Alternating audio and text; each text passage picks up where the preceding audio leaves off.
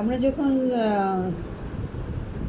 সুন্দরবনে পুষলাম জঙ্গলের ভিতরে, সেই শাপলা খালের ভিতরে, তো ওই জায়গাটা এতটাই মানে বেশ একটা গোপন একটা আস্তানার মতন। ওখানে যারা ইন্ডিয়ায় যাবে, যারা পালাইছে, যারা ট্রেনিং নিচ্ছে, ওইখানেই থাকতো নৌকায় নৌকায়। আর সব ফ্যামিলির সাথে মেয়েরা থাকতো, ছেলেরা থাকতো।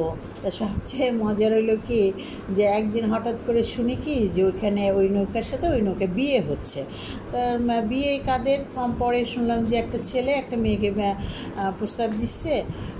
এখন হিন্দু আর মুসলমান।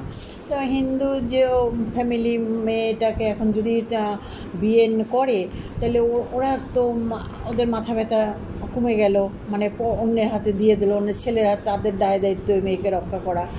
যার জন্য ওই আর পয়সাপাতিও তেমন লাগতেছে না, খরচপাতি কিছু তেমন লাগতেছে না, বেশ বিয়ে টিয়ে হুজুর আসে পড়াই দিতেছে এরকম। আর ওখানেও বাঙালি আসলে কি, এখানে একটা কথা বলতে হয় যে ওখানে যেটা বাস্তব চিত্র, যেটা সত্যি কথা বলতে কি, আমরা বাঙালি জাতিটাই আসলে খুব একটা ভালো না। এইভাবেই বললাম, খুব খারাপভাবে বলতে পারি না, কারণ আমিও তো বাঙালি। তা ওখানে দেখলাম ওখানেও সেই টাকা পয়সা, যুদ্ধের মধ্যেও টাকা পয়সা নিয়ে গণ্ডগোল। মানে ওই যারা নতুন পার্টি আসতো তাদেরকে ধরতো যে তুমি আমার শেল্টারে থাকবা, আমার অধীনে থাকবা, তোমাকে আমি সব সুযোগ সুবিধা দিব, সব কিছুই দেবো। ওখানে ওরা রেশন টেশন নিয়ে আসতো, ওগুলো দিত, তো আমাকে টাকা দিতে হবে এই টাকা।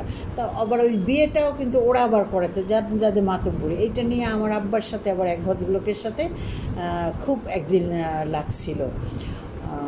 এমন লাগছে যে আব্বাও নৌকার মধ্যে দাঁড়াই গেছে, আর ওই লোকটাও দাঁড়াই গেছে, আর ওই লোকটার সাথে পিস্তল ছিল।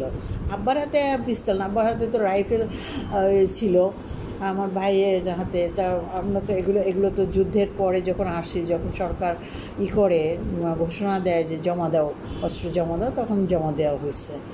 আর এই অবস্থা, ওই যে বিয়ের ঘটনাটা, এটা আমাকে হাসাইছে যে যুদ্ধের ভিতরেও দেখো মেয়েটা পার করতে পারলে বাঁচে যেন।